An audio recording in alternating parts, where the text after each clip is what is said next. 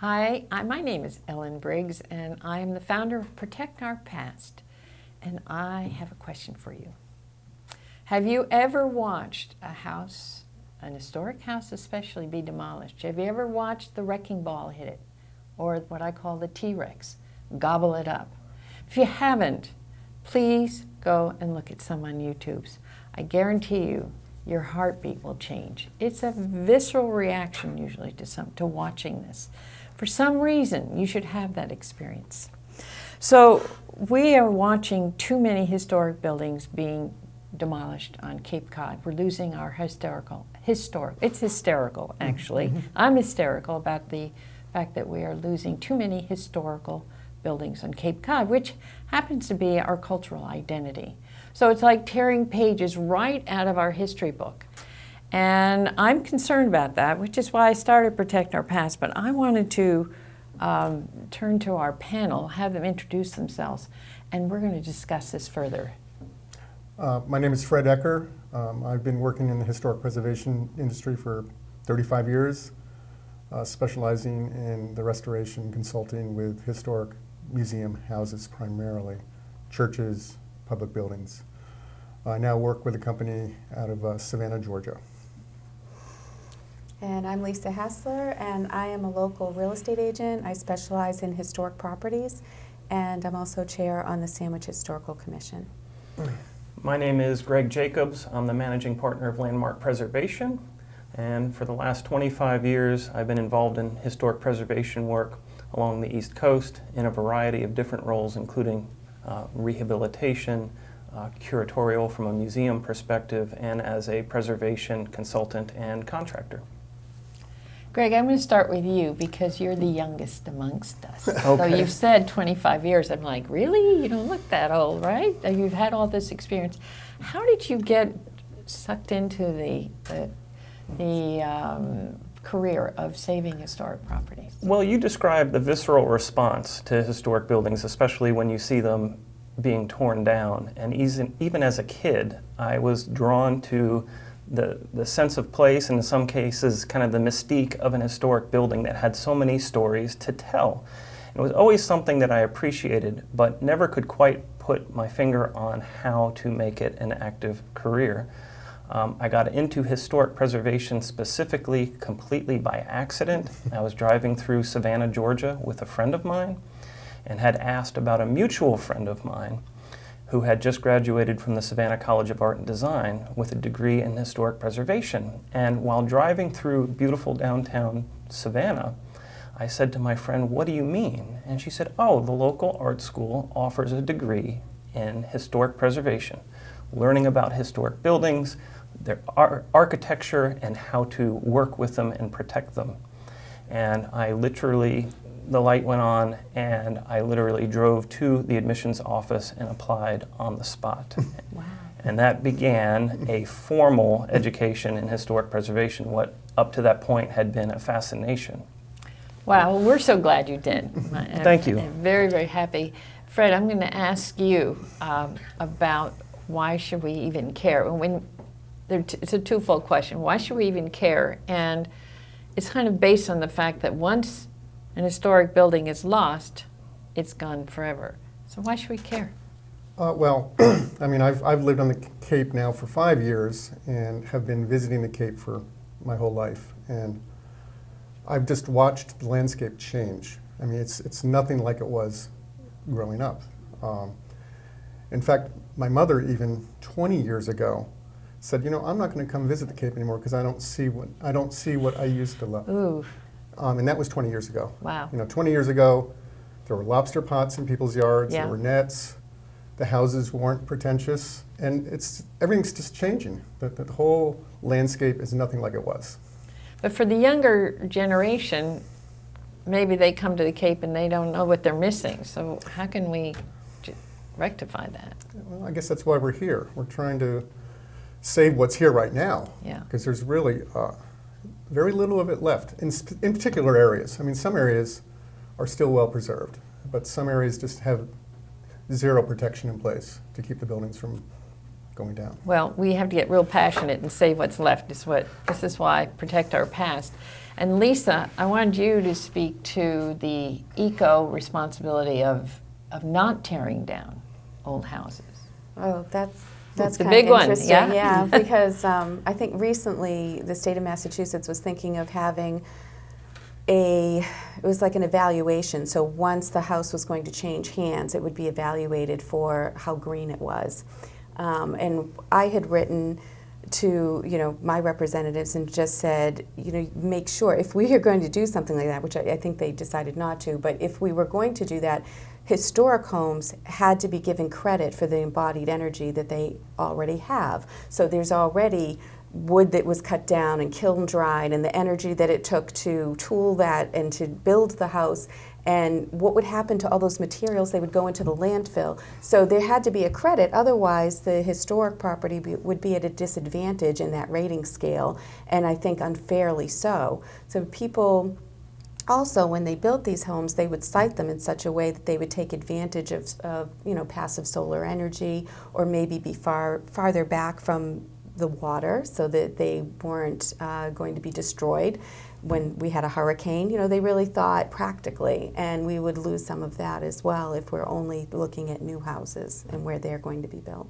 So I don't think a lot of people think, including myself, I don't think it had crossed my mind that when we're tearing down a house, we are actually destroying renewable resources. Right. So, Greg, do you want to speak to that? Well, without question, that's one of the oldest arguments in what I'll call the green movement about being more responsible with how buildings are built. It's cliche now, but the old argument is the greenest buildings that exist are the ones that are already here. Quantifiably takes the least amount of energy to work with the ones that you have. And even to the degree that the ones that you have, keeping the elements that are in place that are historically intrinsic to the building, is the greenest thing you can do. Stop and think about that, everybody who's listening. It's the greenest thing you can do is to save what's already been used to build a house. The materials, Fred, that were used, the wood that was used in those days is irreplaceable. Well, not only irreplaceable, but superior to really what we have to work with Explain today. that, would you? Well, the typical historic house on the Cape, they were timber framed. And those are large timbers that are constructed in the form with mortises and tenons, much stronger and more superior than anything today. Today, everything's just sort of nailed together with 2x4s, 2x6s, 2x8s.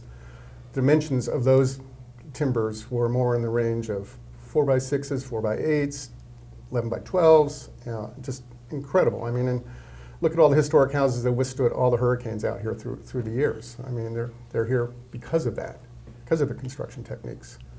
But not just the techniques, the actual wood itself, the trees. Describe the wood that was used versus what is being used today as a... The great majority of the houses, again here on the Cape, were framed with white pine, and there's very little of it left around here anymore. There was at one time. They were large, primarily first growth timbers that just are not available anymore. Wait, stop a minute. Explain first growth timbers. Timbers that weren't harvested, until people arrived here. When they arrived here, the Cape was very different looking. It had more forests, it had cedar swamps. All the wooden shingles came from all the cedar trees that were here. There are very few of those gone because they were just used up on all these little historic buildings that we see all over the place still. So. And the wood typically used today to build a new house? Yeah, it's what? Certainly not coming from the Cape. It's coming from off Cape, depending on what it's coming from. Most of it's coming from out west or up north. Or abroad, I understand. And that So yeah, now we're getting into using a lot of the tropical woods, and because the woods we're working with right now really aren't superior enough to last anymore. Did you hear that? Say that again. No, absolutely. I mean, when we're restoring buildings, it's very hard for us to source materials that are equal to what the buildings are built with originally. And our goal is to always work with the same sort of species if we can, and it's getting harder and harder to find those grades of wood. We're, in fact, a lot of times having to use used timbers, unfortunately, from buildings that are being torn down. At least there's a little bit of use for that. But again, that's not the best use for historic wood. You really, it goes against everything we really want to do. Lisa, I've heard you say that the houses are positioned for environmental efficiency. Just explain that a little bit. They took the environment into consideration when they were building, because if you were going to heat your house with wood, it was, it's backbreaking work to have to chop down trees and chop it into smaller logs and split them.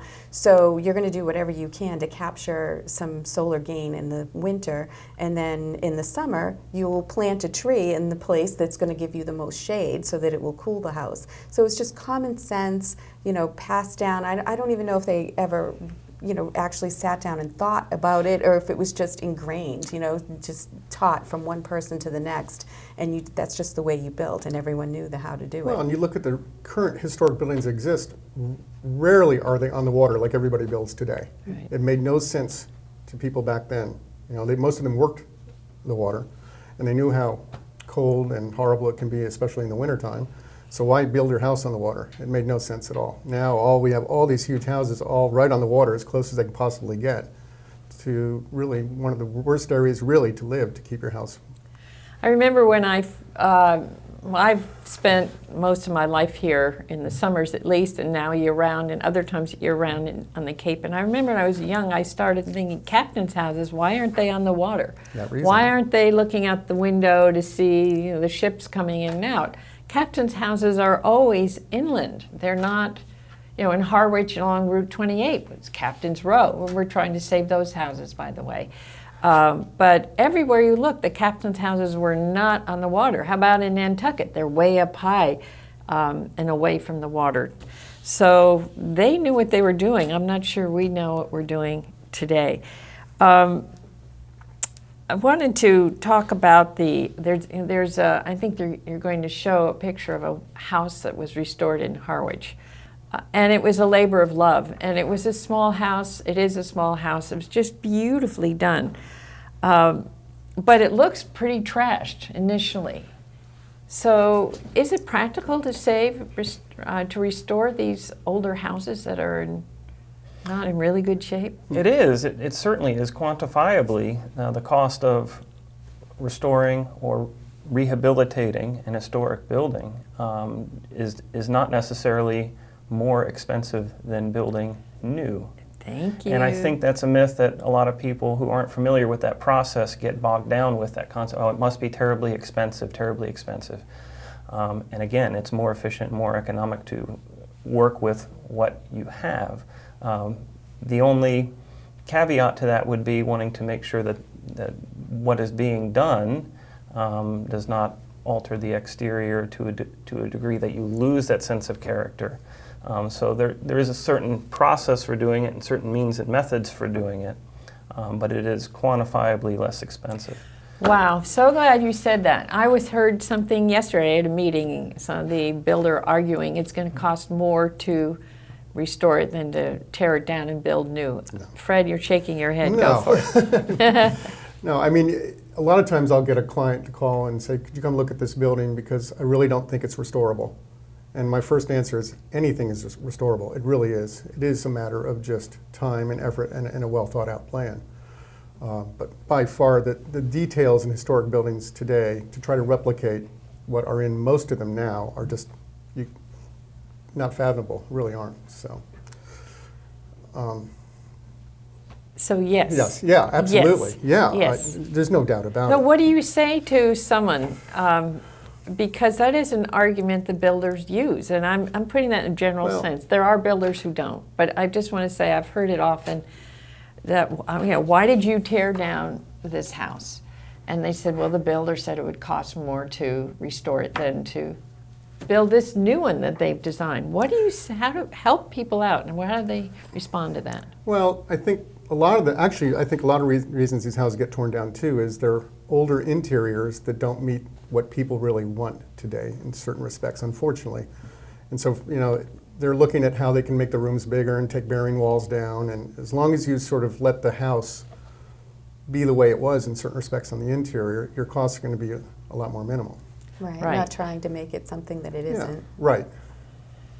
Yeah, and actually that I find with the value of historic properties, people who are looking for historic homes often do want that original floor plan or very close to it. Yes, they want updated kitchens and baths, but they want as much authenticity as they can find. In fact, most of the clients I work with would rather have a house that is a little down on its luck and needs some work, but has a lot of its original fabric than something that has been opened up and made into an HGTV version of what it was. You know, and I think a lot of the problems start right when maybe people think about buying a house and the inspector comes and inspects the building. Yes. And he presents a whole lot of code issues to them. Well, this doesn't meet, and that doesn't meet code, and that doesn't meet code. Well, those houses never were meant to meet the codes we live by today. That doesn't mean there's anything wrong with them. But you see this long list of issues that they bring up, and really, in reality, there's really nothing wrong with them. All right, so one of the features of a house that is often cited as not being in code in older houses is the stairway. I have a house that has a stairway that's pretty steep. I know you do as well, Lisa. So if I wanted to make some changes in my house, would I be required to update that staircase, or could I keep it as is? Well, every town's a little different. Building inspectors from town to town tend to be some are more lenient, some aren't. But essentially the way the code typically works is if you don't touch it, it's fine. If you start trying to change it, then you have to bring it up to code. Right, Greg? I mean, Yeah, and oftentimes, depending on the municipality, there's a threshold you cross. If you're doing minor repairs to a building, then you may not cross the threshold requiring the whole building to be brought up to current code. So if you're just looking at altering your interior a little bit to renovate it, to add a new bathroom or a kitchen or something like that, ordinarily that wouldn't trigger full code compliancy. But it is different from place to place. And I think to Fred's point, some places the code enforcement, the code officials are not quite aware enough of historic buildings and the differences to be able to say, hey, this is historic, this is of value, and it's been here and worked. It's time tested for 100, 200 years. There's no reason to change that thing. All right, so we need to go to our town officials and ask them to take another look at their bylaws. I think there are people, such as our panel members, who can help us think this through. And each one of you in your towns, if you care, can contact me, Ellen, at protectourpast.org. By the way, please go to protectourpast.org, our website. You'll learn more, and and we look forward to adding more to that site. We're new. We need your help. So if you want to see changes in your town, changes towards saving historic structures, please help us out at protectourpast.org. It's been great spending time with you. Thank you.